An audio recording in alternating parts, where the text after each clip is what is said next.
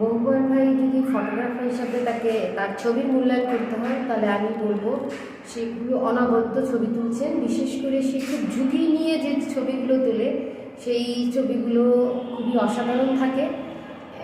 তার ছবি শুধু ছবি থাকে না, ছবিটা সংবাদ হয়ে যায় এবং তার ব্যাপকতা ছড়িয়ে পড়ে।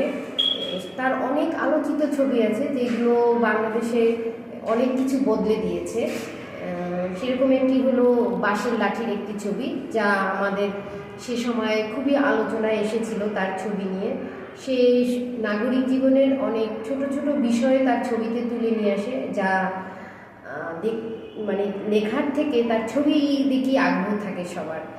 আমার মনে হয় সে এরকম আর উত্তর আরও ছবি তার তোলা উচিত, এবং তার শুধু ঢাকা কেন্দ্রিক না, তার ছবি পরিধি, তার বিষয়বস্তু আরও সারা দেশে ছড়িয়ে তার দেওয়া উচিত আমি মনে করি।